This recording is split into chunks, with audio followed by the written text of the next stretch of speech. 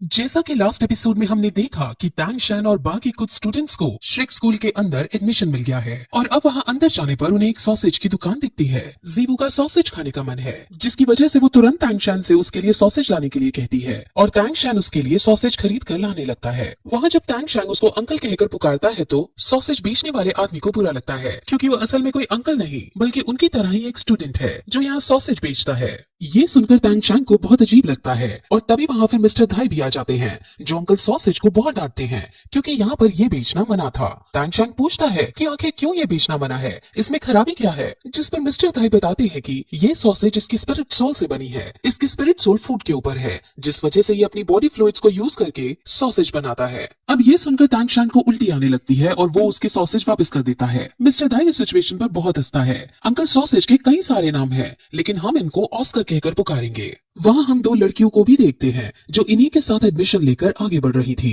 असल में अभी इनका एडमिशन हुआ नहीं था, इनका एडमिशन प्रोसेस चल रहा है। यहाँ पर बहुत सारे बच्चे खड़े हैं और सभी एग्जाम 1 की लाइन में लगे हुए हैं। टैंग शैन भी एग्जाम 1 की लाइन में जाने लगता है, लेकिन मिस्टर धाई उसे रोकता है और उसे सीधे एग्जाम 4 की तरफ ले जाने लगता है। अब बाकी स्टूडेंट्स जो एग्जाम 1 की लाइन में लगे हुए थे वो नाराज हो जाते हैं क्योंकि इन बच्चों को एग्जाम 1, 2 और 3 को स्किप करवाकर सीधे एग्जाम 4 में ले जाया जा रहा है। जिस पर अब मिस्टर धाई उन्हें समझाता है कि जिनकी रैंक 20 से ज्यादा है वो पहले 3 एग्जाम को स्किप कर सकते हैं। टैंग शैन की रैंक 29, जीवो की रैंक 29 और बाकी जो 2 लड़कियां थी उनकी रैंक 26 और 27 की थी, जिस वजह से सिर्फ वो 4 ही एग्जाम 4 की तरफ जाने लगते हैं। अब फिर रास्ते में मिस्टर धाई बताते हैं कि जो पिछली लाइन में लगे हुए बच्चे हैं उनमें से कोई भी पास नहीं हो पाएगा क्योंकि एग्जाम 2 और 3 बहुत ज्यादा टफ होते हैं और रैंक 20 से नीचे वाले बच्चे इसमें पास नहीं हो पाते। असल में हर साल सिर्फ 2 या 3 बच्चे ही एडमिशन पा पाते हैं और अब तक सिर्फ 42 बच्चे ही स्कूल में पढ़े हैं। अब ये सुनकर उनको अजीब लगता है क्योंकि आखिर इतना मुश्किल एंट्रेंस रखने से तो स्कूल का ही नुकसान है क्योंकि उन्हें बच्चों से फीस नहीं मिल पाती। जिस पर मिस्टर धाई कहता है कि यहाँ का हेडमास्टर यानी यहाँ का प्रिंसिपल अपने असूलों का पक्का है, वो चाहे गरीबी में मर जाए लेकिन वो कमजोर बच्चों को नहीं पढ़ाता। इस स्कूल में बच्चों से ज्यादा तो टीचर्स हैं और यही इस स्कूल की सबसे खास बात है। यहाँ टॉप क्वालिटी की एजुकेशन दी जाती है और इसी वजह से टैंग शैन के टीचर जिनको सब ग्रैंड मास्टर कहते हैं उन्होंने श्रेक स्कूल रिकमेंड किया था। असल में यहाँ से ग्रेजुएट होने का यानी यहाँ से डिग्री लेने का बहुत मुश्किल क्राइटेरिया है। यहाँ एडमिशन लेने के बाद अगर तुम्हारी रैंक 40 या उससे ज्यादा है तभी तुम यहाँ से डिग्री पा पाओगे, वरना तुम्हें बिन डिग्री लिए ही भगा दिया जाएगा। इसीलिए अब तक सिर्फ 14 बच्चे ही यहाँ से ग्रेजुएट हो पाए हैं और वो 14 आज की डेट में अपनी अपनी फील्ड में नाम कमा चुके हैं। बाकी बच्चे जो एनरोल हुए थे लेकिन ग्रेजुएट नहीं हो पाए वो 20 को मारते मारते खुद ही मर गए और उनकी कहानी वही खत्म हो गई। अब ये सब सुनकर बच्चे बहुत डर जाते हैं, लेकिन वो कैसे न कैसे करके इस स्कूल में पढ़ना चाहते थे, इसीलिए वो आगे बढ़ते हैं और एग्जाम 4 पर पहुंच जाते हैं। एग्जाम 4 के लिए वहाँ वाइस प्रिंसिपल खड़ा था और वाइस प्रिंसिपल बहुत खतरनाक और एरोगेंट नेचर का था। उसके अंदर दया नाम की कोई चीज नहीं थी। वो उन चारों को देखने के बाद उनसे कहता है कि अगर तुम यहाँ एडमिशन लेना चाहते हो तो तुम चारों एक साथ मुझ पर अटैक करो और मैं तुम पर अटैक करूंगा। अगर तुम जीते तो तुम्हें एडमिशन मिल जाएगा और अगर मैं जीता तो तुम सबको यहाँ से जाना पड़ेगा। इस टीचर का नाम मास्टर जाऊ है और ये 76 रैंक पर है। मिस्टर धाई अब इसके बारे में उन्हें सब बताता है कि ये बहुत शक्तिशाली इंसान है और ये इतना शक्तिशाली है कि अगर उसके सामने 40 सैनिक हथियारों के साथ एक साथ हमला कर दें तब भी इसका कुछ नहीं उखाड़ पाएंगे। इनकी स्पिरिट सोल सुप्रीम पियर की है और क्योंकि ये इतना शक्तिशाली है इन्हें कई लोग अकाला भी कहते हैं। अब अकाल नाम सुनकर सब हैरान हो जाते हैं क्योंकि उन सभी ने अकाल नाम सुन रखा था और अकाला बहुत ज्यादा शक्तिशाली योद्धा है। अब मिस्टर धाई इनको हराने का तरीका उन्हें बताता है कि स्पीड इनकी कमजोरी है, इसलिए तुम चारों को स्पीड का यूज करते हुए इनको हराना होगा। अब फिर इनको आधा घंटा दिया जाता है जिसमें उन्हें अपनी प्लानिंग करनी थी कि कैसे ये मास्टर जाऊ को हरा सकते हैं। अब वहाँ वो दोनों लड़कियां अपना इंट्रोडक्शन देती हैं, जिसमें से जिसने ब्लू कपड़े पहन रखे हैं वो रैंक 26 की है और वो कीबाओ एम्बर की ट्राइब से है। इसकी स्पिरिट सोल एक टूल टाइप की है जिस वजह से ये लड़की बहुत ज्यादा शक्तिशाली है। अब इसकी पावर का यूज करके वो सब अपनी अपनी स्पीड 30% बढ़ा सकते थे, जिस वजह से सब बहुत खुश होते हैं। इस लड़की का नाम निंग रोंग रोंग है।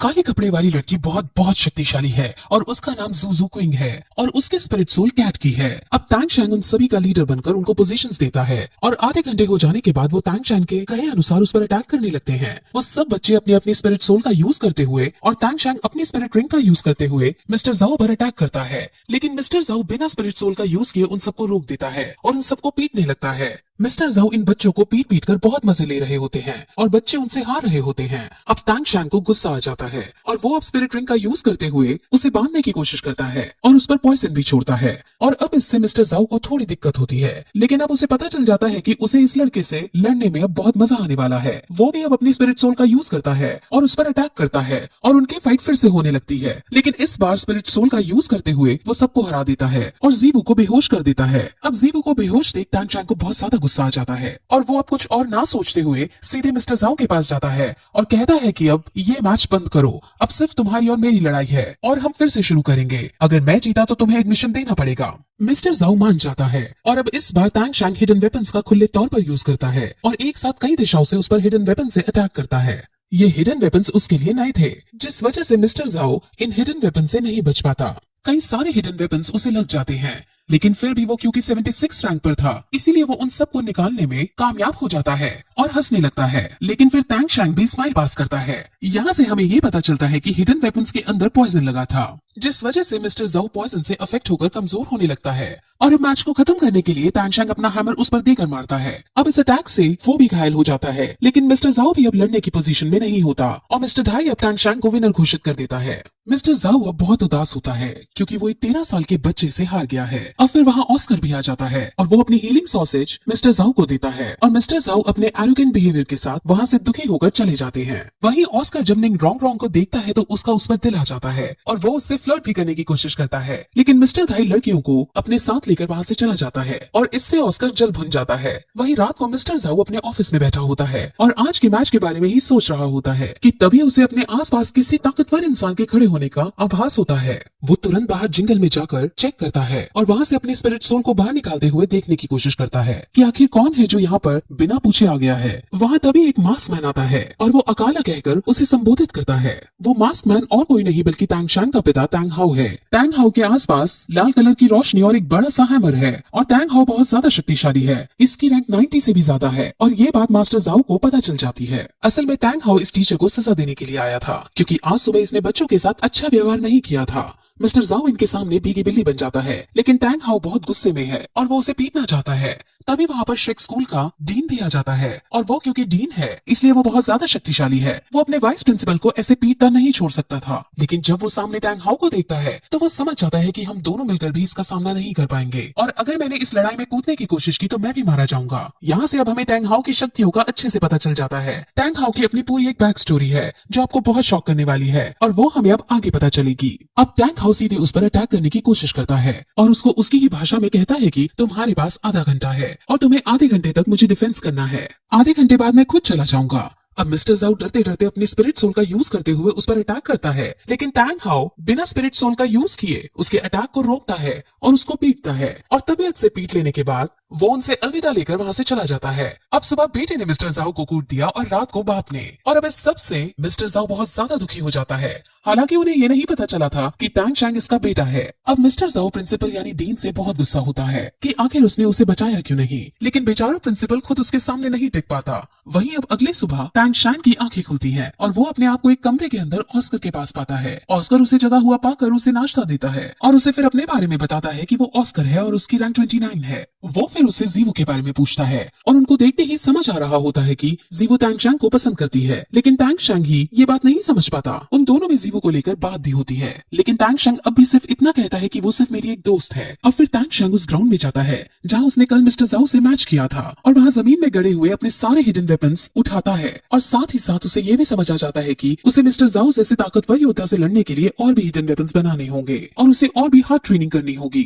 अब फिर थोड़ी देर बाद वापस अपने रूम में जाता है और वहाँ वो ऑस्कर को बेड पर लेटे हुए देखता है। वो उसे बाहर ट्रेनिंग पर चलने को कहता है, लेकिन ऑस्कर मना कर देता है और उसे समझाता है कि मेरी सोल स्पिरिट फूड वाली है, जिस वजह से मुझे तुम जैसी हार्ड ट्रेनिंग नहीं करनी है। और फिर तांग शैंग जीवू के पास जाता है और वो उससे माफी मांगता है कि कल वो उसे नहीं बचा पाया, लेकिन जीवू उसको टोकते हुए कहती है कि इसमें उसकी कोई गलती नहीं। वो टीचर थे ही इतने शक्तिशाली कि वो हराए नहीं जा सकते थे। वो दोनों फिर और भी बातें करते हैं और यहाँ के डीन के बारे में सोचते हैं कि आखिर जब वाइस प्रिंसिपल इतना शक्तिशाली है तो प्रिंसिपल कितना शक्तिशाली होगा। अब फिर वो दोनों बाहर घूमने निकलते हैं और उन्हें एक मोटा बच्चा दिखाई देता है जो अपनी गर्लफ्रेंड से लड़ रहा था।